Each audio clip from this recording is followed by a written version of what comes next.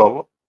Good evening, everybody. Good morning, wherever time you're listening. But if you are live with us, you are it. All right. It is a new episode of the Three Amigos podcast with the greatest podcast team known to man, the Three Amigos. Now, nonetheless, Random Thought is not here this evening. And, I'm going to try my best, as I did a week before last, to anchor the show for the evening. But, of course, I am the bum of them all, Black Ultimate Man. Yours truly, Gas Yao King, aka Mr. High Profile, you know, anime and God like Random Thought would say. But nonetheless, I'm going to introduce the other two gentlemen that's on the show this evening. Now, to my right or my left, depending on how you're looking, I want to shout out and let him do his own intro. Big Daddy Cool, Sour Diesel. Ladies and gentlemen, how you doing? It's me, and it's you that I'm here to entertain. Um, First things first, inflation is up, and I need to smoke. Okay, um, I am the guy. I am the man of the hour. I'm the man of the year. I am the 5+5 champion. I know that's I right. am I am 5 times 2 the champion. I am 9+1 the champion. If we put it together, folks, that's 10. 10 times. New It's, York State Park Wrestling Alliance champion. I know that's right. I know that's right. I am the lyrical miracle spiritual nigga. Whatever. Brandon puts in in the rundown for when he calls me out. Okay, Yes. ladies and gentlemen, I'm standing at 6'6", not 6'4". It's Sour Diesel. I'm very confused because you keep going up another inch because I thought it was 6'5". Listen, Like I'm just like very confused here. let me tell you something. Anybody, He's an any anomaly. tall person, here, any tall person out there would know. When we go and get our physicals, they do not check our heights. So Listen, listen, I'm just giving you the guessing game, okay? you're the I, first person I know that, that kayfabes their height. So last I'm but sitting with certainly shoes on. not least, all right, our brother from another mother, Masquerade Cam. Go ahead. Let's go, people. All right, so hey, I'm here, just doing my thing. You know what I mean? I got all these monikers, all these things. I'm just Cam, man. You know what I mean? Yeah, I'm an actor, an editor, a teacher, a coach, a writer, producer, entertainer, all these wonderful, beautiful things. You know what I mean? But you know what? At the end of the day, I'm just humble and down to earth. So let's get it rolling, baby. All right. All right. So everybody introduced themselves. So now we got a lot to get to in a very short period of time. Now, nonetheless, we're gonna start with the turnbuckle talk. Now, I'm so proud of myself that I didn't say turntable. I'm so proud of myself, ladies and gentlemen. I did I not was say setting it up. I was like, All right, so I got a few stories to get to this evening, and the first one I want to jump right into is CM Punk is refrained from talking about AEW due to the multiple NDAs that he had signed with AEW. Fellas, what's your thought on that? Smart move on interesting. AEW's side. It's a smart move. It's the best. It's a good move to do because let's just do what's best for business, right? We know where you came from. We know the story. We done heard it for the 2 summers. We don't need to hear that. And WWE just shows their way. They show their way. They are classy businessmen, right? At times they can be petty. So we're not gonna throw that out there like that's not gonna happen because somewhere down the line we will get some petty, right? But it Right. was the best move for them to do. We don't want to hear about that. I feel like what happened over there with him in AEW it overshadows who CM Punk is and what he can do in the ring. So knock that out the gate. We ain't doing that here. You know what we do over here is straight business, it's straight entertainment. We gonna give the fans what they want, and that's what how it should be. And just to piggyback off what you're saying, also do you really want to give them promo? Because even when you speak about the competition, Hmm. positive or negative light, you're giving them promo. Right. So who wants that on their television product anyway? And I will say one thing. I can't remember anybody that actually acknowledges AEW's existence at all on WWE television. I don't know anyone that actually says anything in regards Sami to Well, Zayn. AEW. it Sami has been Zayn referenced did. a few times. Right. Sami Zayn was the first person to ever say AEW on WWE We could air. talk about AEW. Roman referenced it when he was cutting promos on Cody's ass. Right. Oh, He what did he didn't say? say AEW. He was like, you couldn't get over in the own company that you built. Right. And then Mm, he's like, you came over here. Oh, well, I guess you're over now. Right. And so like he made those references, but like I think it would just be he. I don't think CM Punk would be like saying saying AEW, but he would make references probably. But if even in a reference, how could they like? I guess NDA penalize him over it. You know what I mean? We don't need that. We don't need that from CM Punk on a WWE show because But it might not be CM CM Punk. Punk. It All might right, be but whoever he gets in a feud, but they may cut his ass like Roman did, right? And then no, he may not be able to really like rebuttal about it. I know, but we're staying on topic as far as like CM Punk mentioning them. So what I'm Mm, saying is like CM Punk has a powerful fucking voice, and over the years that what has been happening to him, I'm quite sure he's like the most searched talent there is right now, right? So him saying them right now, he don't need that. He don't need that. You off on a clean slate. Don't mention them mm, guys. We ain't gonna give them no promo. We don't need to know nothing about what happened over there. We want to mm-hmm, get you right where you need to be, and that's what WWE does. They know how to create stars. They know how to make you a star, and that's what they're gonna do. CM Punk, they drop the ball on you over there. We're gonna get you where you need to be and what you need to do. You want to finish your story. This is where you want to finish this at. Let's do it. finish the story though. CM Punk got a story to finish. CM Punk does have a story to finish. He need a main event WrestleMania. He needs his ice cream bars. Okay?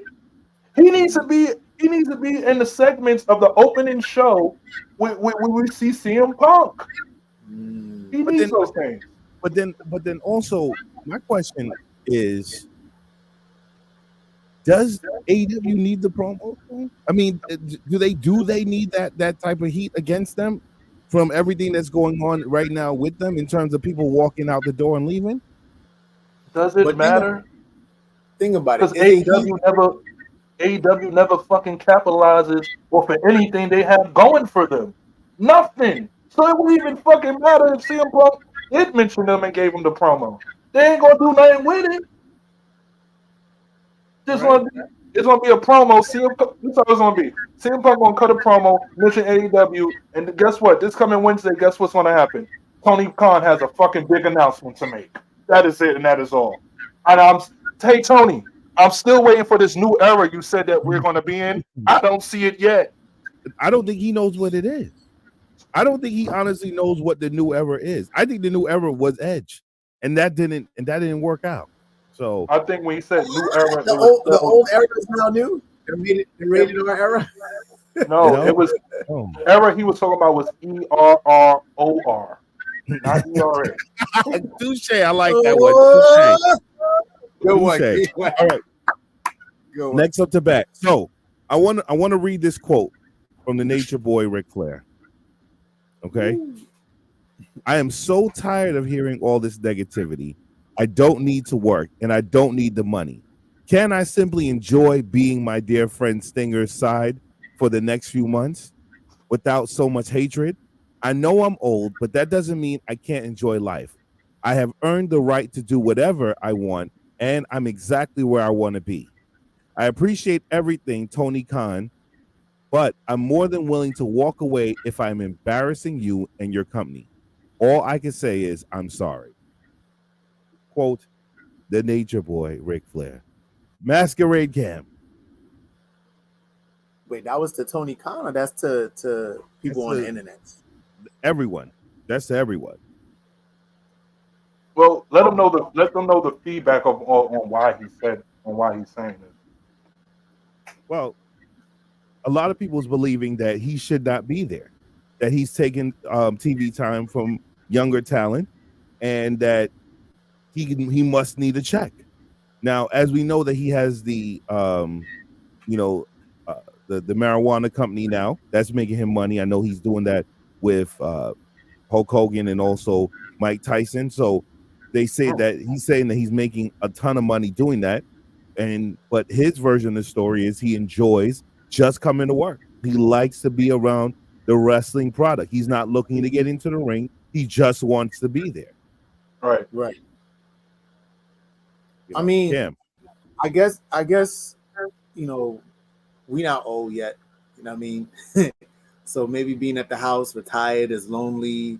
He's troublesome. You know, there's a lot of older folks who need to find something to do when they hit retirement, and that's probably what it is. And he don't know nothing else but the world of wrestling. So, I mean, as long as he's not harming anybody, I don't see any problem in it. If Tony Khan has the budget and the check to cut him a check every week for just showing up and being a nostalgia act, then by all means, you know, let him do it. You know, his WWE Legend deal was up, and he's now doing, you know, something else somewhere else. I don't think he needs money. I mean, he has several endorsements. If you look him up, he has several, you know, deals or whatever that he got going on. He got that was the car insurance commercial or whatever that commercial that Hmm. runs, right? He Mhm. got that apparently, you know, the energy drink, the weed thing. He has something else that I know about, but I can't quite remember. I mean, look, why do we care about what lines of old white man's pockets? You know what I mean? If he's going to just not harm nobody, not harm himself, let him live. And if there was some kind of like problem in the backstage with the talent, you know what I mean, or with Tony Khan, then they need to handle that in house, or whatever the case is. You know, it's funny you say that. So it's like to me, it's six in one hand, half a dozen another. Because is it good to see Ric Flair? Absolutely, right. But I do agree that he doesn't need any television time over AEW talent that needs the television time, right? And I'm just trying to figure out what would be the purpose of him actually still being there after Stinger's gone. Because they signed him to a multi-year deal. So what is exactly, is he going to be getting younger talent over? Is he going to be like how he was in his latter days in Legacy? Like I'm just trying I'm not You mean Legacy, evolution? Evolution. Evolution. Yeah, His latter days in Evolution where he's playing the manager's role. You know, uh uh curious. interested to know where is exactly this is going. Let Big me Daddy let me Cool.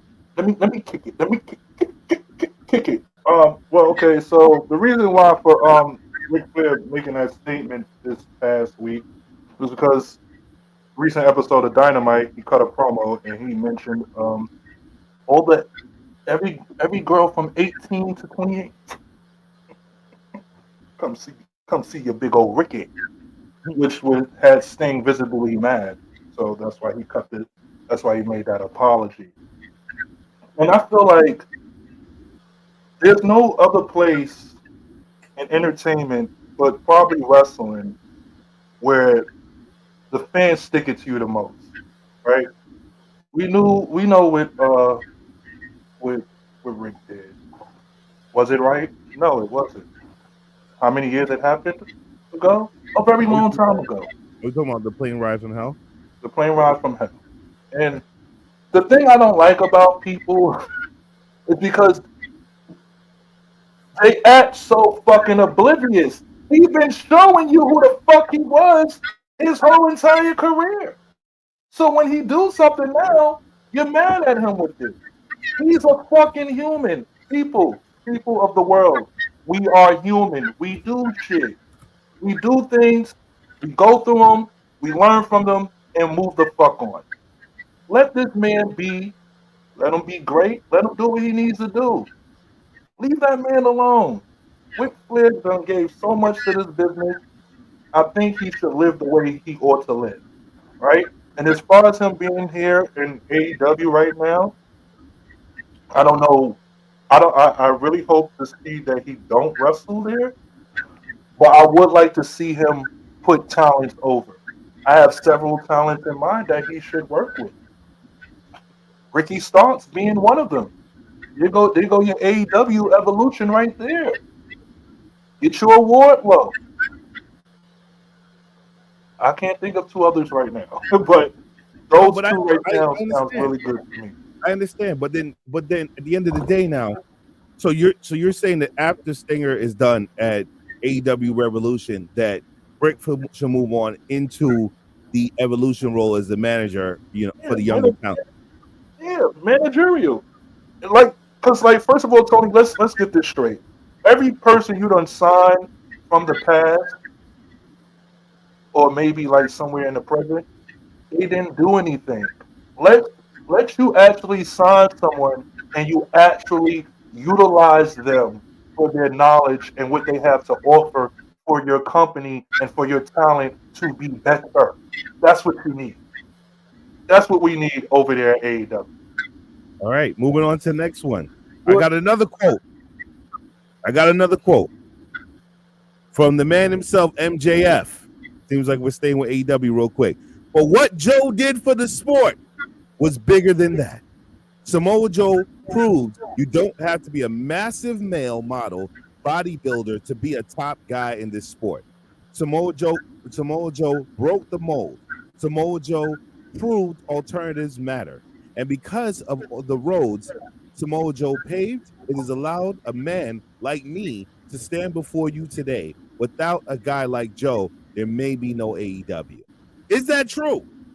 Is I that don't fucking know.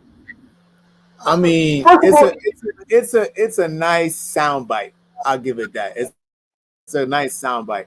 But he also said he contradicted himself based upon how he looks, right?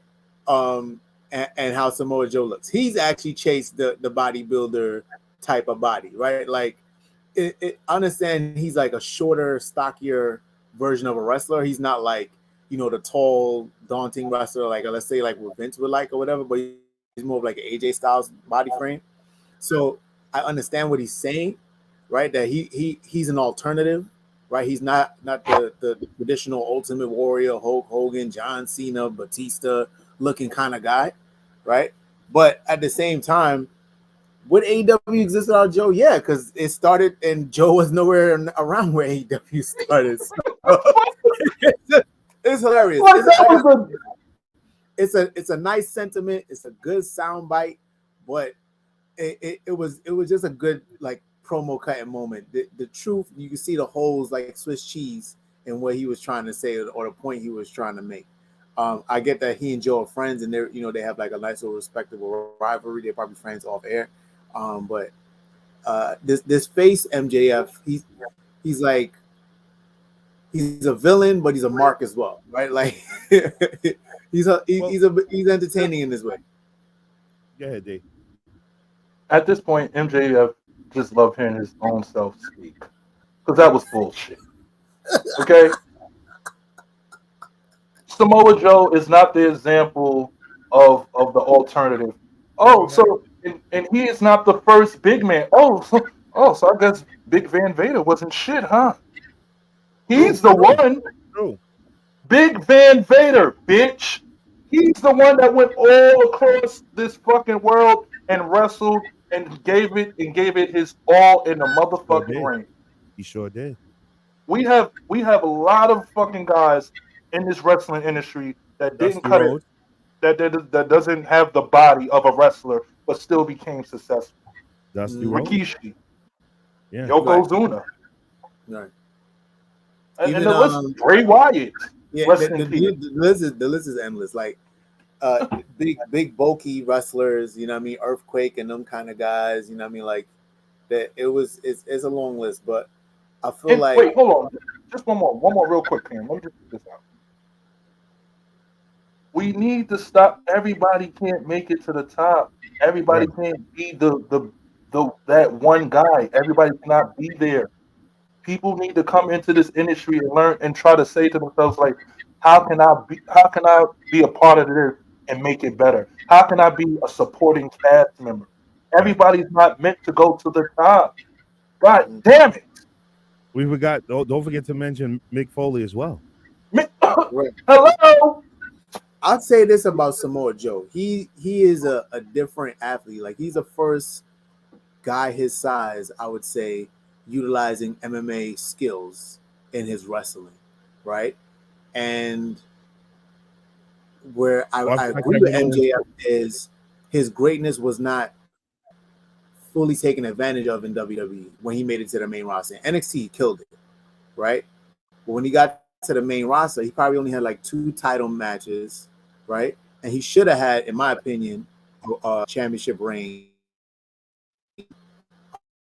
I think the best championship was, well, if he had beaten Brock, that would have like floored the world, right? Like that would have been a good thing to do. But also when he went up against Kofi, I was really convinced that he was going to take it off of Kofi. You know what I mean? Because he was so dominant. He was like almost at like Mark Henry level with how he was dominating the matches Not about Mark that run. Henry too. Yeah. Yeah. You know, I agree with both of you guys. I think MJF was just playing to the crowd for a second because Yeah. He in full face mode right I now. yeah, because I'm sitting here saying to myself, is Joe moving the needle? Is Joe right now moving the needle at AEW? That's the ultimate question. Is Samoa Joe really moving the needle? And the answer is no, he's not. He's not at all. You know what I mean? I give Joe a ton of credit for what he does. Joe's an incredible wrestler. However, he's not moving the needle. Joe's not putting the asses in seats. The fact that Joe was a champion in ROH and couldn't even remember what the belt was speaks volumes. Okay, like so. At the end of the day, it's he's not moving the needle. So the whole promo with MJF had me very confused because I was actually sitting there wondering like, what the hell is this? Like I'm like, I said, are we really playing to this audience just so we can get views? Because I didn't understand that speech. All right, moving on. Okay, so the WWE sources have indicated they're brace yourselves, fellas. Lock yourself down in the chair when I'm about to say this one. I'm on a roller coaster. That they're optimistic about CM Punk versus Stone Cold Steve Austin. Huh? Woo! Huh? Okay. Ooh. Okay. Ooh. I mean, science is doing remarkable things. You know what I mean? They're reversing career-ending injuries and allowing careers to be extended in all sports. So, a Stone Cold return to having a full match, not like what he did with Kevin Owens was pretty fun. It was fun and entertaining. But he's coming back and have a full match, like a match.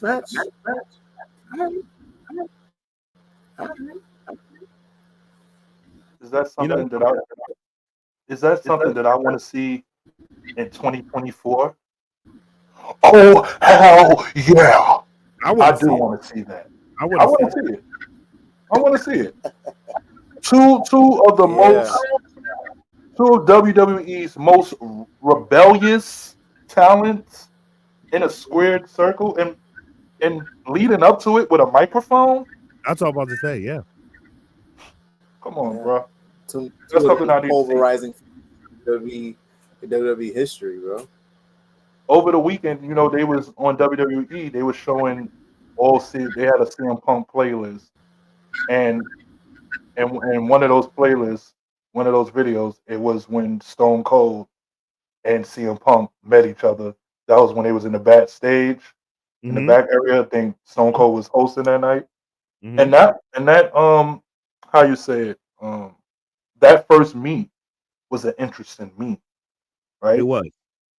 It's It like was. we need to see that. I feel like that was a story that WWE held on to that never got to be told, and that's something I want to see. I want to see it too because I believe that that this is one of the best things to happen. Hmm. Right? I believe it's one of the best things to actually happen. Somebody gave us a fire emoji. Thank you. That's in the comments. But I think it's I one of the appreciate best.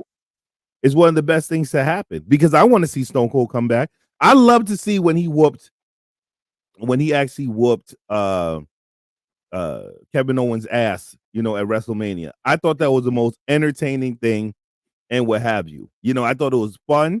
I thought it was great for the audience. I thought it was Mhm. needed, Yeah, and frankly, I thought it was a good thing. I would love to see Austin return. I would love to see that. Yeah, I mean, if he could do it once a year, shit, I'm down for it. Like because I mean, I like again, we talked about Mount Rushmore's earlier. He's on everyone's Mount Rushmore. So at the end of the day, why the fuck not? And also, it's more special when he does it because it's not like when The Rock comes, you see The Rock and The Rock can give you once a year, you're gonna see him and whatever. Stone Cold could go 2-3 years without even coming on WWE television. So the fact is that when you see him, it's remarkable and it's a special moment every single time. Right, and that's a moment that's always a must see moment.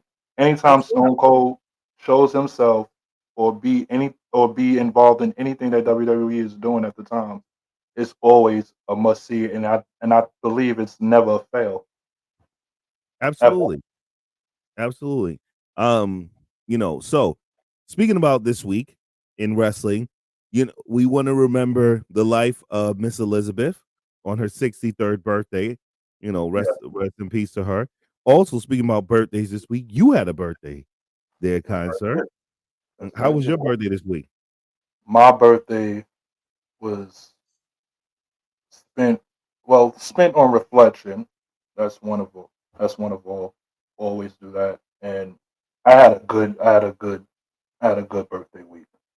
And Mm, thanks to you, you know, gift. uh, I was able to go to the HOG show, House of Glory Wrestling, for those people who might not know. And if you do know, and if you were there, you probably had much of a good time as I did being there.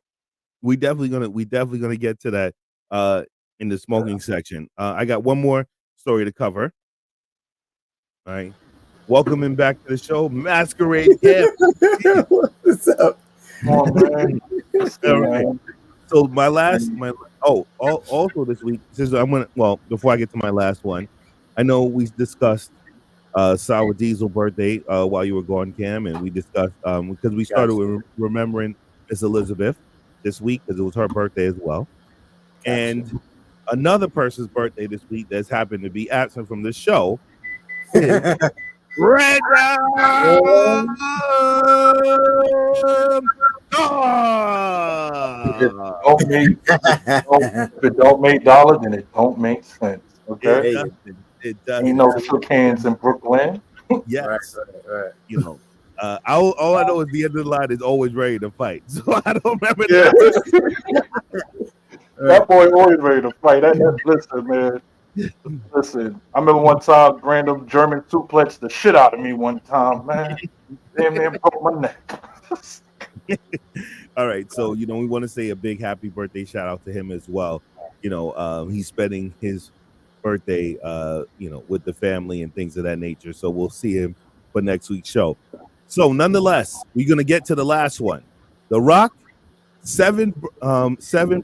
bucks production team and Vice Studios are producing a docu series investigating the mysterious demise of World Championship Wrestling, once the biggest wrestling company in America. Fellas, how do you feel about that? Shit. I feel like it's probably about to be a part two for AEW. That's what I fucking feel. But I, I think I already I saw like this I like document though. I like that because I want to see the perspective come from a wrestler, right? I want to see other than what we basically know WCW fulfilling from. You know what I mean? So I want to see the behind the scenes. And I'm actually mad because it was a point in time, ladies and gentlemen, I was not a WCW guy. I wasn't. But I always tuned in for the likes of Chris Jericho, the Rey Mysterios, and the Crow sting. That was Mhm. my sting. Okay, not that Joker guy. I like the Joker character. I'm not gonna lie, but I want to see the demise and the behind the scene tellings of the reasons why WCW failed. 'Cause I wish they kept going. I wish to as well. Go ahead, go ahead, Masquerade. I mean, I was always like a majority WWE guy, WWF guy. Uh, I was actually hyped to see them fold. I was like, I can't believe this is really happening. But I would have liked to see Vince like still run WCW as like a separate brand, kind of like what's going on now with the NXT thing. Um, but I understand why sometimes the competition just gotta go. To see this documentary, it'll be interesting. I'll be interested to see the perspective that it takes because we've seen, I guess, different things already done on how WCW kind of folded and fell.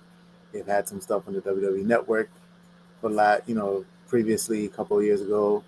So it'd be interesting to see The Rock's take on it and if he has any like, I guess like sessions, where he himself is talking about it, like as a WWF guy looking on the outside. But Exactly. I want to see who he gets to. I want to see who he interviews and who he is like drafted for this documentary. It'll be very interesting to see how his company does it. And Um, it's more interesting because Rock wasn't in He wasn't WCW. in WWE at all. I mean, he knew the wrestlers So there through his dad and whatnot, but he was never there actually. right. So I want to see his take on that. I want to say this. I don't know why they use the word mysterious. We kind of really know what happened here. Okay, Vince fucking Russo. Okay, we know who took down the WCW. All right, so but I'm very curious to see if we are wrong about this. I would Right. like to see what really happened if that is not the case. Because they said the mysterious ending of once the biggest company in the world. And I growing up, Cam made fun of me about this, about a few months back. And I was a person that watched WCW and WWE, right? Because I was, I used to love the Superstation. And I'm pretty sure they're gonna play the Christmas movie this Christmas all day on TBS. But nonetheless, that was what we what I watched. And but the WWE always had the better product until 1995, until 1997. The WCW was doing a thing with the NWO and all that good stuff.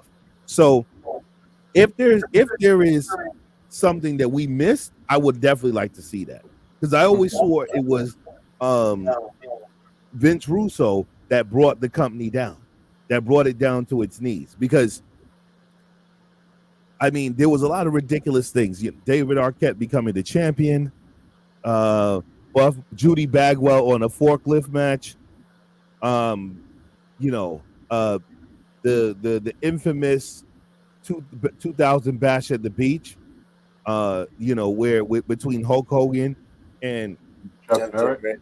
Jeff Jarrett, and also where Vince Russo saying you'll never see that bald headed piece of shit in this company ever again, and he was right because Hulk Hogan never came back, but Hulk Hogan sued and won. We didn't see that bald headed piece of shit ever again in WCW, Mm-hmm. but it didn't make a difference because he won the lawsuit. So I am very curious to see what happened, and I will hope that Vice, since his partner with $7, also interviews Vince Russo, Eric Bischoff, and amongst others to give their take on what really happened back in 2001, and also if and also was it really true that Turner Broadcasting did not want wrestling on his product anymore? Go ahead, Cam. I want to say I would like to see if they like could get Ted Turner or somebody who was a decision maker at Turner Sports during that time to comment or to like give their perspective of what they were funding and Mm. why did they decided that they didn't want to fund this no more. That's what, that's a good Google to see if Ted Turner's still alive. That I don't know. right? That's actually a very good Google to find out if Ted Turner's still alive. I thought he was. But they could interview Dr. Harvey Schiller, who was the president of Turner Sports, and find out what really happened. And here's something also interesting: the merger between AOL and Time Warner goes down as the worst business merger in history. And it's not because of WCW, but it is actually considered the worst business merger in history, the AOL Time Warner merger. So that's that's very interesting. Now, nonetheless, ladies and gentlemen, that is the end of the turnbuckle talk. I'm proud of myself again, Masquerade Cab. Okay, I did not use the turntable talk. Turntable. All right, turning them buckles. But before I pass it over to my illustrious partner in crime, Big Daddy Cool Sour Diesel, for the smoking section. This Friday that just passed, myself, Brandon Thought, and Cam actually went to WWE SmackDown. Cam, do you want to take it away on how it was? I would give it, as far as an overall rating, 4 stars. I give it 4 stars. The promos and the I guess non-wrestling parts of the show was the best parts of the show. How they closed the show was very entertaining. Best match of the night was that Bobby Lashley match, only because Bobby Lashley is a great worker. And the crowd was feeling Bobby. I don't think they was ready for how much love Brooklyn was giving Bobby Lashley, and especially because he's a heel. You know what I mean? They're not used to that. So that might snowball moving forward at in other cities, and you never know. Bobby might get a well needed push that's been overdue for him. I would agree with that. I was very surprised on how everybody took to him Friday night as well. I had a very good time. I had a very, very good time because Brandon Thought is one of the most obnoxious WWE fans known to man. And I mean, like he cut promos while we were sitting there on the floor, and to the point where he was yelling at people, yelling at other audience members, and he told a little boy, you don't know wrestling, you shouldn't come watch a match. And then there was it little Jimmy? Yeah, it was like some little kid, and the kid was screaming, and then he said that isn't this past your bedtime or something like that. And so we was definitely sitting there, and we were just I was lost in the sauce, and he made it extremely entertaining. So I will definitely give him that. And then also when he when he was booing Dragon Lee and trying to get the crowd to help boo Dragon Lee. While we were sitting there. No, it wasn't. I was booing Dragon Lee too. I ain't gonna front. I was booing Dragon Lee for my sake. We was sitting there, and I said, you don't get tired. And he was like, no, I hate him. So yeah. And then he gave Santos Escobar a round of applause. And so it was that he definitely made it very interesting. And I would agree with you that I was definitely surprised about the love that Bobby Lashley got. And also the last segment I thought was pretty good when it came to the contract signing between Randy Orton, and signing with WWE SmackDown. So that was very entertaining. All right. Now, nonetheless, so we just gotta switch it all up again. I will say this. I think the next show we should start with smoking section, only because you and Sour D's be lighting it up as soon as the show come on. So you might as well start the smoking section to start off the show, because y'all already be smoking before we get to the smoking section. Listen. And as it seems right now, there ain't gonna be no smoking section. So, all right. So, nonetheless, Cam. All right. Sir. So, since we are, switching it up, let's get to the undisputed countdown list. No, it's the disputed countdown. All right, it's not undisputed. It's disputed. Go ahead. You got turnbuckle talk right, but not everything yet. All right. Anyway, so let's get into it. So this week's disputed countdown, we have a list comprised of the top singles wrestlers to form a successful tag team or a love or beloved tag team. All right. All right. So here we go. Let's get it. I do have some honorable mentions that I want to get to, and I guess we got a little time. So goddamn honorable mentions. What you mean? Honorable mentions? All right, fine, forget it. Let's go. Number 10. I think you're gonna like this one. No, actually, I want you to give the honorable mentions so we can stretch a little bit. Go ahead. That's what I was saying. All right, let's do the honorable mentions then. Go ahead. All right, so honorable mentions. First honorable mention I have here. Now, before I get to this, right, I want to say this.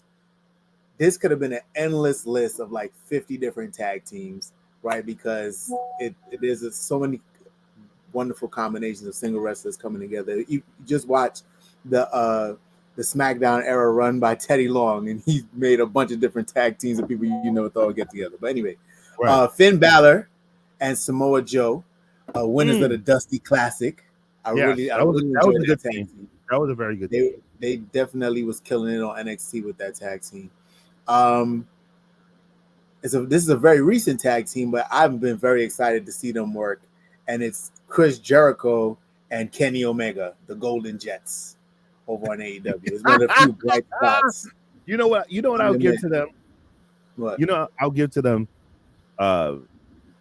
Chris Jericho makes that group very entertaining. He actually makes it. 100%. Yeah, his mic work. Kenny ain't the greatest on the mic, but I would definitely say Chris Jericho makes that very funny and entertaining. Who else is your honorable mention, Cam? Just a few more. We got Kurt Angle and Chris Benoit. All right, I know Chris Benoit is the person who should not be named, but yes, we're not supposed to say that. Can't act like his career never happened, right? And we have to. We actually have to. Yeah, and that tag team that him and Kurt Angle had was just they were fire. They were just super. And in turn, I'm going to mention Rey Mysterio and Edge, the team that Kurt Angle and Chris Benoit defeated to become tag team champions. Rey Mysterio and Edge was an unlikely tag team, but they were entertaining nonetheless. They were. All right, so I'm just do two more. X-Pac and Kane. I hated that. I don't know about you, but when they came together, I was like, what? But it was like the first time like you saw two like unlikely people, in my opinion, for my age at that time, come together, and it was like fun and entertaining to watch these two work, X-Pac and Kane. And that's it for the honorable mentions. All right, so Sour Diesel, we're actually going into the disputed. I said undisputed before, but now it's this is the disputed countdown. So Cam said that I did so well with the turnbuckle talk, and I screwed up the countdown name. So just to let you know, he was doing the honorable mentions, and now we're going into the top 10 disputed countdown with Masquerade. Cam. Just to run it back for you, bro. The name of this countdown is top singles wrestlers to form a successful tag team. All right. Okay. All right. So at number 10, we got Kenny Omega and Hangman Adam Page of the Elite. They also were the AEW Tag Team Champions. At number 9, I don't agree with that one. You don't agree with that one? No, I don't like. They had like an over 200-day reign, and I'm not gonna lie. When they first came together, I was like, "How's this gonna work?" I didn't think that it was gonna work. I also didn't know much about Adam Page, and I think that tag team run let a lot of people know more about Adam Page. And then that finisher that they came up with was a fire finisher. So I really think that they sold their story really well. It was a combination of I don't remember the name. Buckshot Lariat and the V trigger. With the buckshot with the V trigger, and they met in the middle pretty much. It was like it was like a playoff of DIY. Because remember DIY was hot too, and they had this thing called Meet in the Middle. They basically did the same thing. But I think also, with their respective signatures. Because that title changed so much hands, I think that tag team's actually forgotten at this point. Because since then, how many times that title has changed since they've been the champion? It's been a minute. I think since I still think they have the longest tag team title reign because there was over 200 days as a tag team champions, longer than the Bucks had it. I think the second longest reign so far was FTR. Didn't FTR have it like a whole year, if I'm not mistaken? Like it was like a year. Nah, FTR. The crazy part is, I think. Well, I don't know. Maybe because maybe they broke the record order. But I remember FTR had a bunch of other championships and didn't have the AEW Tag Team Championships. Then they eventually got the AEW Tag Team Championships. Remember that when they got tag team with each other? Yeah, but to me, I don't know why Tony allows these people to bring all these goddamn belts in here. Because to me, it's over your. Because when Kenny Omega had all those championships, that looked ridiculous. That looked like 5 belts. Yeah, it looked absolutely ridiculous. What's your next one, Cam? Yeah. All right. At number 9, we got Bayley and Sasha Banks, the inaugural WWE Women's Tag Team Champions. What'd you say? Fantastic tag team. Fantastic. Yeah. Highly entertaining. Huh? Yeah. You believe so? I think they were great. I think both of them were great. Yeah. And they had to do it during the pandemic era. Yeah. Yeah. So I think made it even more entertaining because not only were they the women's tag team champions, they ended up holding both the SmackDown and Raw Women's Championships at the same time. That's a fact. So they definitely blazed the trail and set the bar for the women's tag team division, which has fallen short since then, but it's it was a great start off. Number 8, we got the DX tag team, the rebooted DX of HBK and Triple H. That to me was one of the most entertaining versions of DX's tag team run. They love pandering to the crowd, and it wasn't cheesy. It wasn't boring, right? It wasn't like, oh, okay, all right. It was just like, to me, highly entertaining.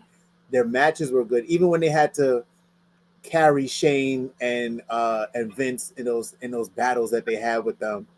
I thought it was just golden. It was just firework.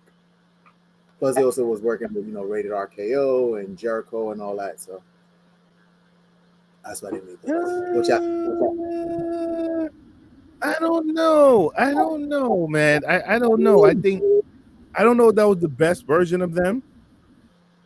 I mean, I'm not going to knock. I mean, individually, no, but I think what makes it more memorable was the shenanigans, right? The fact that they were an entertaining entity, right? And they were just like their promos and their backstage work to me was the most entertaining part of their run because like they had a lot of like jobberish kind of opponents, and it's like these matches where they would just do goofy things that really wasn't wrestling.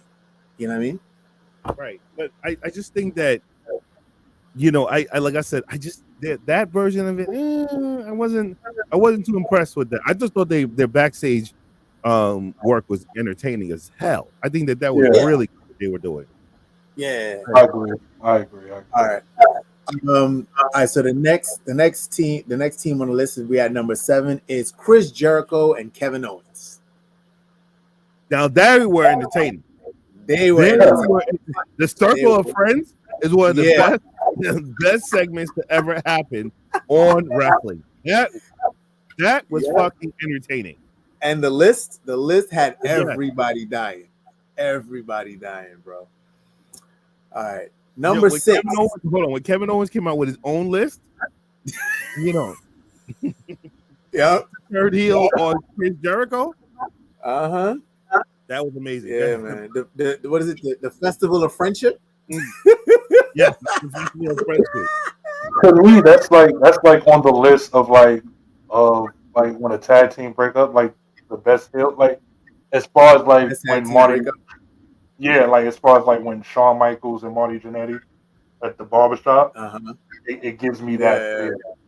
Let me tell you, and Mark yeah, Janae still definitely. can't come back from that. You know what I'm saying? He did try. He tried. Marty still He can't tried. come back from that. If he could only turn back the hands of time, he would not have agreed to that. He would Oh, not of course. agreed to that. If he knew that his career was gonna be over at that very moment, you know what I'm saying? He'd It have been was like, fun. he'd have But been you like, know what? this ain't it. Okay, this ain't it. But you know what though? Like Sawadee said, not everybody could go to the top. Somebody got to accept that they're a supporter.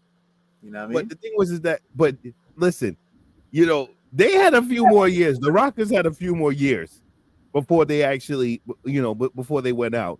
And that moment right then and there, that ended Marty Jannetty's career. Like it was over. It was over. Like I truly believe that story when Marty Jannetty came back in like 2006, 2007, and he needed a job so badly. I really believe that really was true. Yeah, I felt so bad for that man. I did. I So bad truly for I did. did too. I did too. Also, back then I was like, I hated his name, bro. Marty Marty Jannetty. Jannetty. It was so corny. You know what I mean? Shawn Michaels, it just has natural swag to it. You know what I mean? But that Marty Jannetty name, it was just Yeah, horrible. because I mean, what do you thank expect? God, The man used his real name. Did you want? thank God thank God Sean didn't go with Sean Hickenbottom. I was gonna Oh, say he would that's have never been exactly over. what I was He would gonna have never say. been over. Hickam Hickenbottom. bottom. He would have never been over, bro. Oh man. All right, here we go. Number 6, moving along. It's only gonna get better. We got Triple H and Stone Cold Steve Austin. That was Oh, very the short 2-man lived. power trip. That was What? very short lived. That was very short. That wasn't long. That was entertaining though. Right, The right. Triple H, It was a good time, not a long time. But the Yes. two-man power trip was dope because they what? were the tag team champions and Intercontinental champion and WWF champion all at the same Mm-hmm. time. So And when they that was beat the shit definitely out the Hardy Boys and Lita. Oh my God. Yes. definitely, So definitely. Let me tell you something. Their promos was loose. Okay, the things they Mm, would say, they promos was mm, loose. I was like, mm. uh, I don't know who cleared this. yo, the attitude was that still considered like the attitude? Yeah, it was That's Yeah, still still what considered they attitude. ever. definitely. Yeah. That era, Stone Cold was all attitude era, bro. ladies and I gentlemen, think you had to be there era, if you wasn't. I think attitude era ended when Stone Cold career retired. When Stone Cold retired. All right. The number 5 team, rated RKO. Incredible talent. I never liked the tag team. Really? Yeah. Okay. Both of them, good at what they did. I never liked the tag team. I think they were an awesome heel tag team. And I think I mean, because we always keep having this Edge debate, but I feel like people who just didn't like Edge didn't like that tag team because of that dynamic. Even though he took a lot of the bumps for that tag He did. team. He did. He He took a did. lot of the bumps. They would Randy beat with the his stomach shit out kind of of Edge. clean He used to beat the living daylights out of Edge. Yeah. All right. Number 4. I think this one might get some flack, but for where they rank on the list. But the Brothers of Destruction, Undertaker and Kane. What y'all think of them at number 4? I think that made sense. Them being higher up on the list. Okay. Okay. But they never had such a long run with each other, right? They always end up breaking up. I think the Yeah. most they ever with each other is like 6 months, if that. There's Yeah. never a long run. When like the first iteration of it, or I think the prime iteration of it was during that the invasion angle where they were feuding with DDP and whoever else, and they had unified the tag titles from WCW and WWE. Undertaker was riding around on a motorcycle. I think that was the best, prime version of them. But all the times they've come together has always been very entertaining. Even when Undertaker went back to, the Lord of Darkness kind of version of Undertaker, that their tag team team ups was really good. Number 3 is, and this is my personal favorite, the Rock and Sock connection. Yes, To me, that was very entertaining. One of the most entertaining times whenever they got together. Like, I don't know the numbers, but I still feel like the Mick Foley "This Is Your Life" rock segment is still probably the highest rated segment of all time. Like, it was definitely the most memorable. You know what I mean? It is one of the most memorable.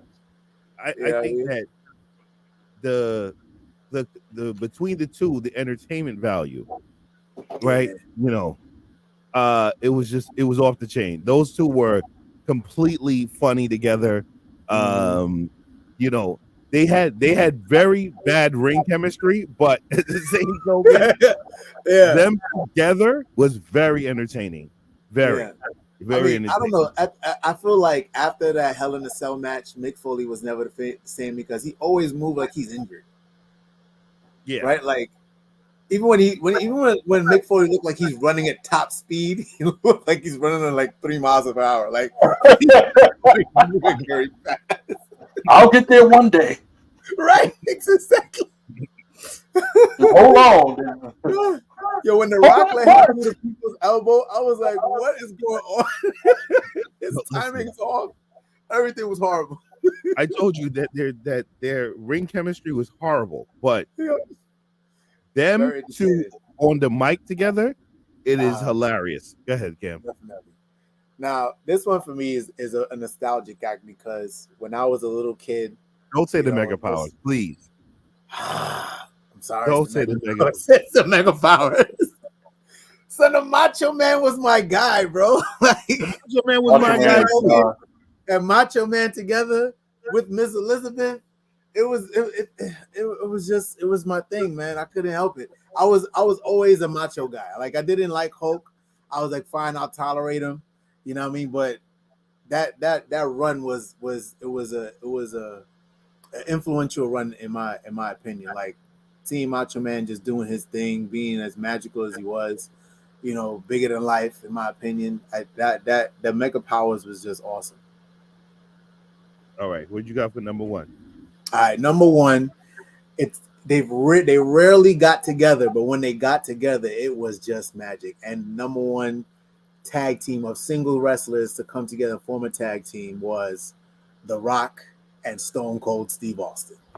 Again, another group, bad chemistry in the ring, funny as hell on the mic. Exactly.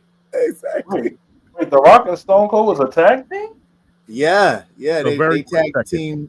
Yeah, they tag team together a few times. Like it was like a couple years apart, but it's always when they had like a big pay-per-view coming up, or they were both faces and they were going against other heels or other rivals or whatever the case is. So it's not like they had a tag team championship run or anything like that, but they definitely tag teamed together a few times, and it was pretty awesome. Well, why did you put on the list The Rock, Stone Cold and The Undertaker? They were tag team champions. That's what I'm saying. If I had more than just 10 slots, then I would have put them. I told you it could have been an endless amount. But remember that one, we kept trying to, like, Undertaker kept trying to figure out, is Stone Cold really on his side or not? Like, that was like a big deal, you know. And then when Stone Cold gave him the beer, and then after, then we thought that, that everything was going to be okay, and it definitely was not okay. Yeah, but you know what? Look, audience, if y'all got your own list, please put it in the comments. Let us know what you think. You know, who would you keep on the list? Who would you take out? You know what I mean? Let's see what you can come up with. All right. Thank you, Masquerade. Okay, so now we're getting down to the smoking section with the lyrical, spiritual, fictional, and all that good stuff. Aluminum bars. Exactly. 10-time Central and Prospect Park champion. Don't forget Prospect. Did you ever wrestle at Wingate Park? Did you ever wrestle there? Listen, Wingate Park was like my Chicago. All right. Of course I wrestled there. I wrestled all over the place. Got you. Jimmy Pockets. Listen. The If you promoter, have a right? park in your neighborhood, ladies and gentlemen, I was there. You said the promoter was named Jimmy Pockets. Jimmy Pockets. Yes. And Allegedly, wasn't there a big Rucker Park event that y'all did? Didn't y'all do an event at the Rucker? listen, we were supposed to get there, but Jimmy Pockets ran off with all our pockets. Okay. I mean, one day I stepped in the spot. My homeboy told me this how I knew I lost it, man. My homeboys told me he seen me, he said, "Nice sweatpants. How come you ain't got no pockets?" Jimmy took them. He took them. Jimmy Pockets. You know what? Remember, He's somewhere in Miami on the beach. It's just loving life right now. wherever he may be. Wherever he may be. Fuck you, Jimmy Pockets. I hope you got a hole in yours. Ladies and gentlemen, I'm sorry for the technical difficulties and pardon the interruptions. As you can see, you might, for the listeners out there, this doesn't benefit you because you just listen. You got the audio, but for my visual people out there, I'm sorry. So just bear with me. I know you want to see this handsome face and all that. I know you want to see me, but I'm sorry. I tried my You need best. profile pictures for when we off camera. Just rock with us, and I appreciate y'all. So we're gonna get right into it, right? I'm gonna tell you the fun parts later. After the fun parts matters later. So we want to get into it. We seen Logan Paul has made his return back, ladies and gentlemen. He has made his return back to SmackDown. And for those of you who don't know, Logan Paul is our United States champion. Yes, he is. So now that he's back, they're setting up this tournament, United States Champion tournament. So when we find out who the winner will face Logan Paul, and we have in that tournament we have Santos Escobar, Bobby Lashley. Mm-hmm. We also have the Mm-hmm. likes. Hold on, let me see what else. What's this on the list? No, pass the list. Kevin Owens. Yeah, I'm sorry. Come on, I'm playing. Kevin Owens, um, Austin Dragon Lee. Theory, Dragon Lee, Grayson Waller, and NXT call up. We don't know. Don't even know if it's a call up, but my guess is a call up. So my thing is, and this is interesting. This is really interesting. I like where they're going with this. But I feel like in some ways this is an answer to what AEW is doing over there with their tournament, right? Mm-hmm. So Mm-hmm. I have two questions to oppose to my guys, my fellow colleagues right here, my cast members, and to the listeners and viewers out there. All right. Who do you think? Well, I have three answers here. Questions. Who do you think is going to be the winner of this tournament? Who do you think is going to be the call up? And is this a better tournament than the Continental Tournament that AEW is having? Fellas, what are your thoughts? What is your Yeah. opinions and predictions? Mash out. You want to go first? Yeah. I'm gonna say Kevin Owens, Carmelo Hayes, and I don't even remember who's in the tournament, the Continental Championship. So at the end of the day, uh, those are. So I would have to say the WWE's is more memorable because I don't even know what the status of that tournament is. Okay. Okay. All right. Yeah. Kieran? I say the winner of this tournament, if well, it should be Kevin Owens, right? But I'm secretly rooting for Braun Breaker to get called up, and then surprise Oh, Strickland. God damn it. That's who I think should get called because he's overdue for a call up. To be honest, right? Like they kind of just have him just beating people up down in NXT now that he's not champion. But that's what I think. I think it would be such a shell shock, and I don't know what Logan's like long term commitments is, and if his commitment is not that long, then we should put it on a rising star coming up. You know what I mean? Having Kevin Owens take the championship would be nice, but it would serve better if Logan Paul defeats Kevin Owens to legitimize Logan Paul's reign if his reign's gonna last a little longer. But if he's on his way out, then let's have somebody come up to be a star, maybe Karrion Cross, maybe Braun Breaker if that's the way they call up from NXT. And I think which tournament is the better tournament? Honestly, I think WWE's tournament is just going to get more recognition just because it's WWE. But I do think I do like AEW's tournament a little bit better. I like the people in AEW's tournament. I like the format of the round robin thing, and the storylines they got interweaved in. Well, their tournament is kicked off now for a few weeks, so the storylines they got interweaved into it is going pretty good. And I wish Swerve Strickland the best. I hope he wins that tournament. Okay, so I'm gonna add my thoughts and opinions and my views. No point intended, because you can't see me. I think, and thank you for name dropping, because Karrion Cross is in that tournament as well. I think Kevin Owens is going to win. I believe the NXT call up will be Wesley, although I would like to see Braun Breaker. That was a good one, and I would like to see Carmelo Hayes, but I believe it's Wesley. And would I feel like which is the best tournament to me?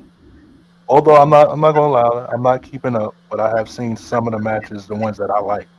I believe AEW's tournament is better because, I mean, ladies and gentlemen, we've been here before. We know what WWE does when they do their tournaments. So if this is going to be like any other bullshit that they do, then I don't necessarily care for it. And it has to be some stories made in there, just as well as like how you say they're doing with AEW, right? So this is Karrion Cross coming back wrestling. We haven't seen him in a while. So I hope they can make a story out of him within that tournament, do something with him. Santos Escobar, keep creating him into being a good heel and getting some TV time and doing what he needs to do to get over as a heel. Um, and I believe this will just create for Kevin Owens to like possibly put over Logan Paul. Now Logan Paul, I believe his commitment to WWE is probably like a quite like a long one because he retired from boxing. So I think he's gonna be Right. there for a little while. We got a comment from the audience All that right. says, fuck it, Austin Theory face turn. Oh, Austin Theory face turn. Hmm. Interesting. Interesting. But I kind of like what they're doing with him and Grayson Waller as heels. And I think if we can get Logan Paul on board with that, it will go to the moon because these will be all three guys that's really hated throughout the SmackDown roster. So moving on to the next well, not the next segment, but the next thing in the smoking section. It has been reported that Kevin Owens has injured himself during his past match with Grayson Waller. They said he did something with a metacarpal. Metacarpal. So I believe, and I looked it up. I googled it, folks, because I am not no fucking doctor. Okay, I should have. I was trying to ask Britt Breaker, but she's a DMD, so she wouldn't know this. Ah, So yeah, yeah, it has something to do with the hand. So he wound up injuring his hand, which I think is like a work. to go in with the Yeah, I think that's a work too. to go against Logan Paul. So right there, we already know Kevin Owens is going to be the winner. So what you guys think about that? Like, do you think it's a work? Is it real? What you think? I think it's a work. Uh, I think it is because I'm like, you know, it probably is something to get him out of the tournament, but I think it's a work. I think that, uh, you know, KO, you know, KO maybe they thought that he doesn't need to be in this tournament. I mean, that's a possibility, but I definitely think it's a work. Yeah. I'm gonna say it's real, man. I'm gonna say it's real because I think he's been doing a lot of punching people's faces, you know. So he might have overworked his punching hand, you know. And I think that's the same muscle, you know. When you get carpal tunnel syndrome, that's Hmm. all up in here. You know what I mean? That's all up in here. So you could easily injure this by punching people in the face. You know what I mean? So it's for real. It's a fucking work. It's gonna Yeah, be some shit for him That's to what I get back in the tournament. He does something with his hand because Logan Paul has that titanium knockout punch in his hand, so that can. Oh, okay, I like that. Look at me, look at me. man, Oh, I I got can you, see man. that. So I think it's a work, and I just want to see Kevin. I just want to see them do something with Kevin Owens. Got He needs a title. Kevin hasn't have a singles title in what, five years. umpteen years? years. Yeah, Like, yeah. and I He, think it's he been he over does call five. himself the prize fighter. Yeah, he's a prize fighter. He needs to be fighting for those prizes. He needs to get a fucking title on his waist, shoulder, whatever he needs to do. Yeah. And if he does get the United States Championship, I don't want to see him go back into the face of America. I don't want to see that. See his big burly ass face Nah, that of was a my funny, America. that was a funny angle when he did that. The face of America, he's Canadian. That joint was hilarious. Nah, it was, but it was. Nah, but Um, you know. well, moving on. Um, what else? I don't think I really have any much more to say any further to discuss. I just want to get into my fun talk with you guys, right? Get it? Listen, man. So I had a fucking hell of a time at House of Glory Wrestling. That's HOG. Um, it was on past Friday. They had a venue called the Darkest Hour. I got there, seen a match. It was with Encore versus Cash Flow. Now, I Mm, don't know if you people heard of HOG, House of Glory Wrestling. If you haven't, please look into them. And it's just more than AEW, TNA, and WWE out there. This is an independent company. They have great talent working for them, and I think they should be watched. They have a subscription channel now. They own a subscription channel called Premier Network. So if you're interested, check that out. But anyway, nonetheless. So I get there, right? I'm watching Encore and Cash Flow battle it out, having one heck of a fucking match. Um, Cash Flow was the winner of the evening, and out comes this masked man from the crowd. He Mm. comes mm. from the crowd and he attacks Encore, just beating his ass. Then he reveals himself. You know who he was? Who was he? Oh man, it was that guy, our Who's that? guy, Who's that? Jay Bougie. Ah, What? damn. Yeah, man, Jay Bougie. Jay He Boosh. arrived. Yeah, man, he arrived on the scene, man. Did that man dirty, man. Hit him Oh with my that goodness. cutter. Hit him with his finisher. It was a man. He revealed himself. The people went wild.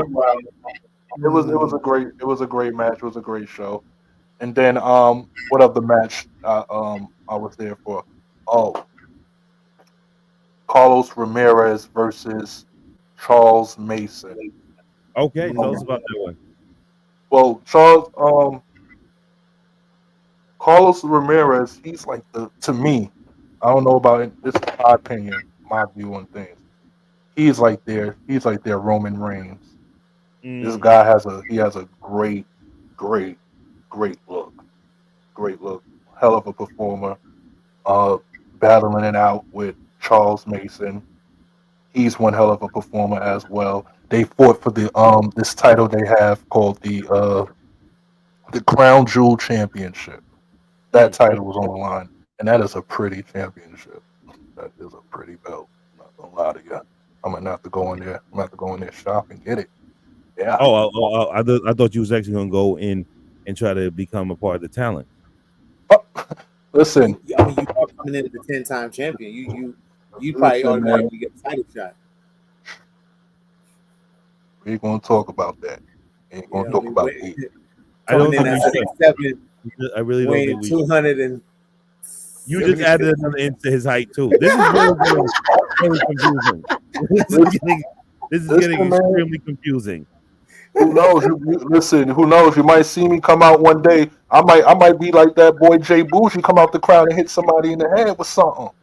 Would No you hit mad with at a. me? That's not happening. You ain't gonna be running out no crowd. Listen, Okay. listen. I will parkour my ass into that ring. All right. That's right. That's right. I've been doing some parkour training. I can do it. I can Okay. hop over that rail. I'm gonna hold you to it. I'm gonna hold you to it. But anyway, Hmm. they fought for the title. It was a regular match. And it wound up going into like a double count out. What? Yeah. And one of the officials from the back, he came out. He said, "We're not ending this like that. We're not doing that. So what we're gonna need for this match to continue. And this here now, ladies and gentlemen, it became a no disqualification, false count anywhere match. These guys brought it all over the goddamn place. I mean, They they're put house jumping off down. the thing. He's getting. I mean, if I mean, for those of you who follow me, follow the podcast, you might have seen it in the stories. If not, I'll throw it up there again. You can take a look for yourself. I had a great time. I got to see for the very first time perform Isaiah Swerve Strickland. He was in the Okay. building. How was that? He battled against another rising star, Speedboat Mike Bailey. What?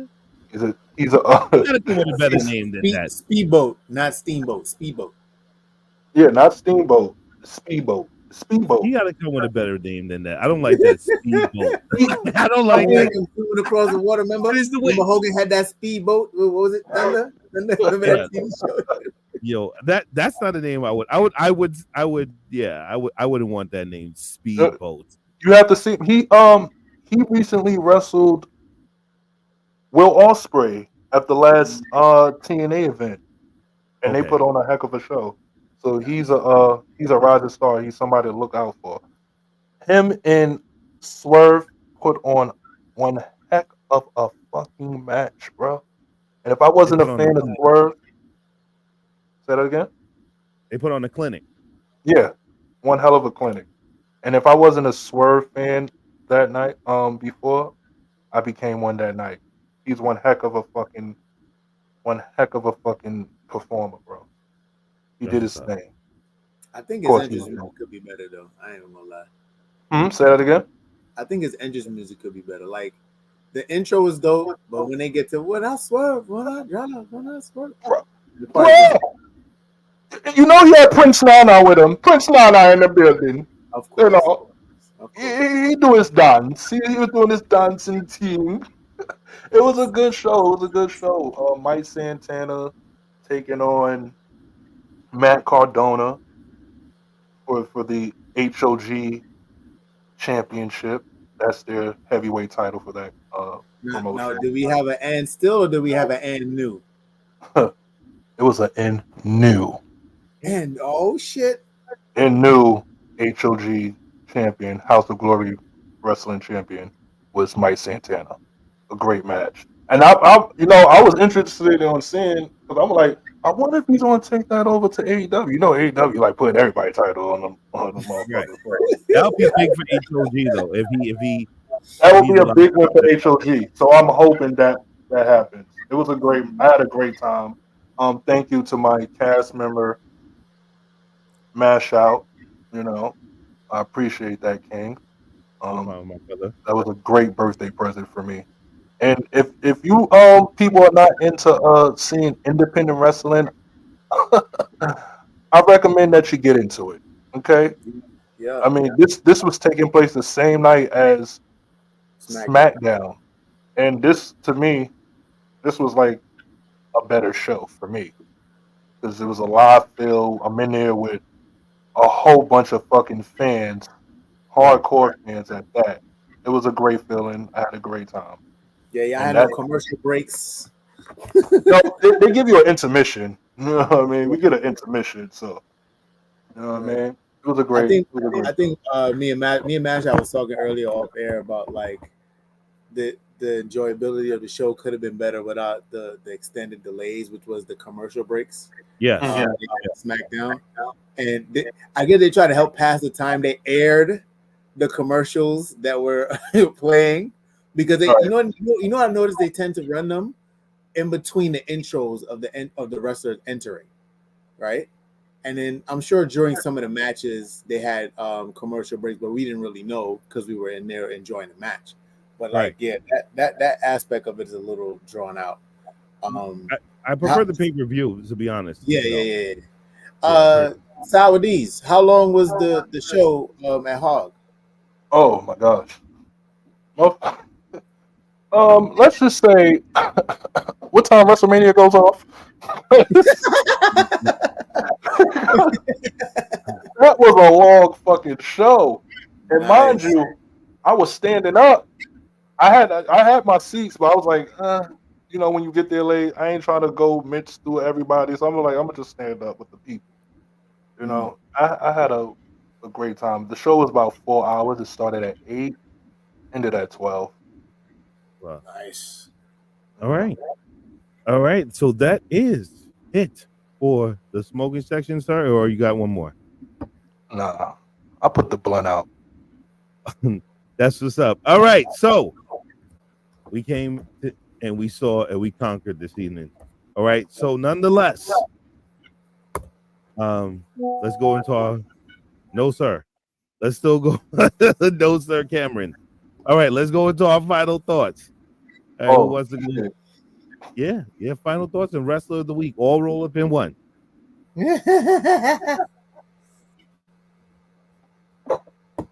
Unless y'all got time, we can go into a topic. If y'all got time, I got time. I got some thoughts, man. What we doing? What we doing? All right, so well, here we go. I'm gonna pick my wrestler of the week. I'll be honest, I'm a little biased, you know what I mean, because Brooklyn love that man. You know what I mean? I've been rooting for this dude since forever. You know what I mean? So my wrestler of the week is Bobby Lashley. That's who my wrestler of the week is. If you saw SmackDown, if you was at the show, you know Brooklyn's loving on Bobby strong. You know what I mean? So They gave it about to up see, for him crazy. we about to see what Bobby about to do. I'm gonna give an honorable mention though to Dante Martin, who made his return this week back over in AEW. You still good with this Came guy? back again, but I don't know that Ladies, if y'all ever seen what happened to Dante Martin several months back, and he totally broke Which his one? foot. That's what you got to. You got to name the one in His particular. foot, So his people know. ankle foot broken injury where it was straight, and then it went backwards. It was just like So you're saying the crazy. worst he worse than called the the neck? Sid Vicious. You know what? I'm gonna take your word on the neck. I ain't gonna go look it up. I heard about it, but I ain't never seen it. So hey, look, that foot thing, like it totally disconnected and all that. I was just like, ugh, whatever. But he came Welcome back, back. put on a pretty match. Yeah, Welcome back, Dante Martin, and we see Welcome you back, again Dante. in another Yeah, year. please stay healthy. He's a little bit Yeah. He's a little bit more brolic now too. He filled up a little bit in his off time. You know, He ain't got no maybe choice. The man been sitting home. he probably needs to go to NXT. He needs to leave AEW, bro, because they keep hurting him. He probably just kept getting injured because his ass was so fucking puny, frail Yeah. ass, frail ass, LeVar Ball looking ass in the face ass boy. Ball. You mean Mello? Which one? All of them, Oh, all of the them ball. white ass Yeah. boys. It's bad. Oh man! All right, my final thought of the week, man. Always keep moving, always keep shaking, because you never know where life is going to take you. All right. That's great, Cam. You did your thing as usual. Big Daddy Cool Sour Deal. What you got? Okay, I'm sorry for this John Cena segment of mine because you can't see me. Because you can't Um, see. um, my wrestler of the week is my guy, Swerve Strickland. Whose house? Swerve's Swerve. house. And I have an honorable mention. He's not a wrestler, but my wrestling move of the week is by Ti. Because when he choked the fuck out of his son, it was very well deserved. I loved it. Choke that little. See, this is these little light skinned motherfuckers Wait, are just that was getting out this of week. I hand. thought that was the week before. Well, listen, I forgot to mention him last week, so I'm going to mention Ti. Okay. Well, you also could have. Well, this week, remember, Ti went to the club that promoted him and his son. All right, to be there, and he confronted the club manager, the promoter, and the manager, and threatened to beat them up. So, Oh, yeah. See, I have to give it to No, Ti but because he's ain't doing T.I. like really. 5'6"? But Ti yeah, is doing some real good promo work. Okay. yeah, Ti is 5'6", but let's not forget he swung at Money Floyd Mayweather. Okay. I He get did. this. He ain't scared. He ain't scared. He ain't shook. He I'll need to tell you be that. with his size. He needs to be. Ti is the CM Punk. Ti is the CM Punk of hip hop. You know what? You know, I don't even know. I don't even know how to respond to that. And listen, and that is the truth. Okay. Listen, you just gotta with that last line you just said. You just gotta leave it there and let it marinate because I didn't even know. I didn't even know how to come back from that. Saudis is commentator of the week, bro. He's commentator of the week. Yeah, because I just was lost in the sauce with that one. Listen, I'm the best. I'm the best in the ring, the best on a microphone, even at commentary. Not even close. Ti is the CM Punk of hip hop. Wow. Yo, we gonna put that on a t-shirt, bro. What's your final thought, D? Oh man, my final thought is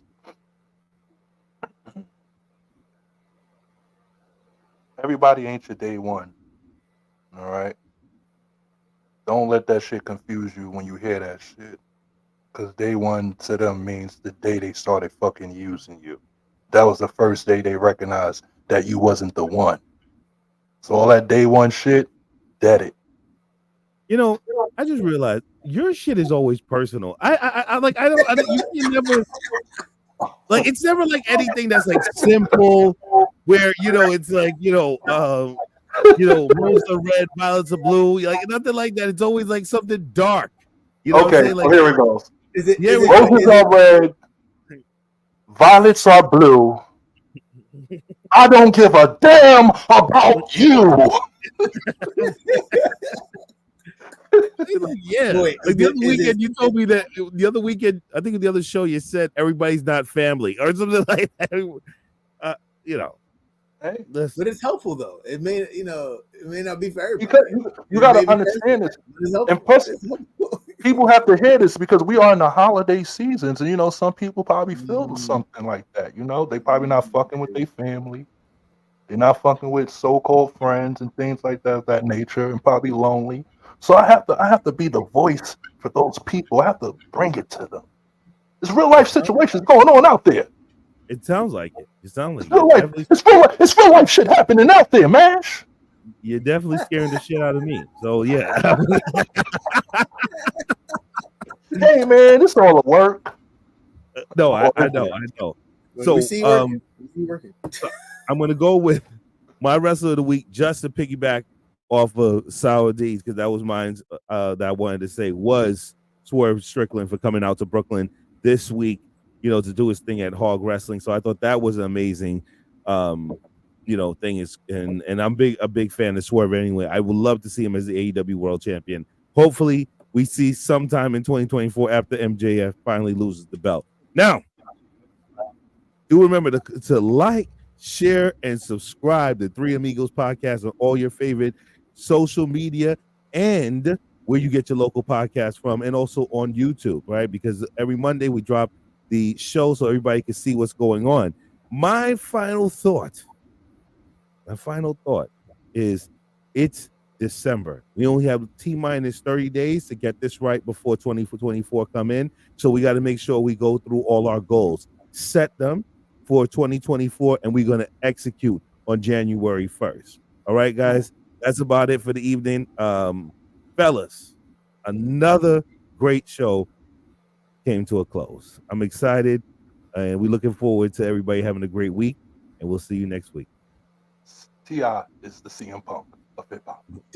Here we go. Deuces.